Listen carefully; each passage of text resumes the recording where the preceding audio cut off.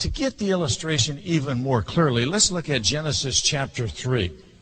In Genesis chapter 3, in the Old Testament, Adam and Eve sinned. And according to the Bible, therefore they became dead in trespasses and sins. Seems to me that the best way to understand the Bible is by the Bible.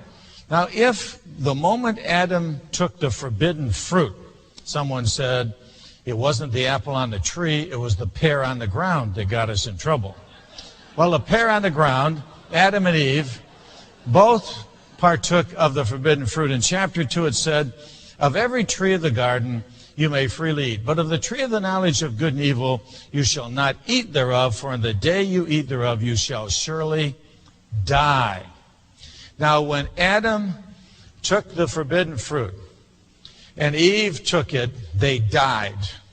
They were spiritually dead. Now here's what a spiritual dead person can do. Genesis chapter 3, verse 9. They had already taken it, and the Lord God called Adam and said to him, where are you? So he said, I heard your voice in the garden, and I was afraid because I was naked, and I hid myself.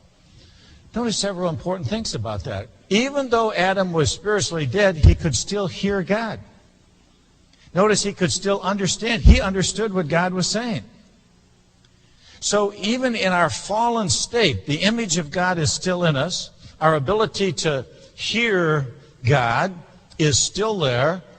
Our ability to respond to God is still there, both positively and negatively, respond in rejecting it or respond in accepting it. In fact, in Romans chapter 1, verse 19, it tells us that unsaved people can understand and perceive the truth of God. Take a look at that in Romans chapter 1, beginning with verse 18. For the wrath of God is revealed from heaven against all ungodliness and unrighteousness of men who suppress the truth. They know it, but they're holding it down. Now notice verse 19. Because what may be known of God is manifest in them, for God has shown it to them. Since the creation of the world, his invisible attributes are, what are the next two words? Clearly seen. Unsaved people who are dead in trespass and sins can clearly see the truth of God revealed in general revelation. So clear is it that they are, quote, without excuse, verse 20. Without excuse. So whatever the Bible means by dead in sin, it does not mean that they do not perceive the truth. It does not mean that they can't understand what God is saying to them. Adam understood it even though he was dead.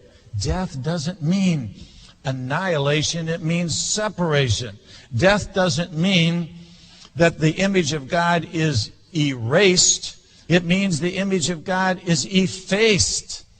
Death doesn't mean, and this is a very important distinction, that they cannot perceive the truth. It means they are unwilling to receive the truth. 1 Corinthians 2:14.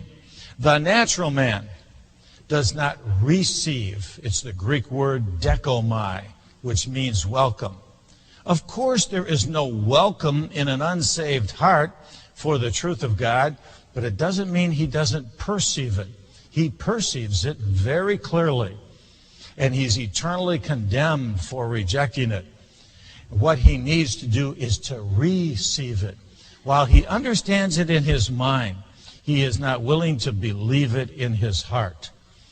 So that's the first reason why I am not a 5-point Calvinist, because one, they cart before they horse. You don't get saved in order to believe. You believe in order to get saved. And two, we're not so dead that we can't perceive the truth. We're just so separated from God that we're unwilling to receive the truth.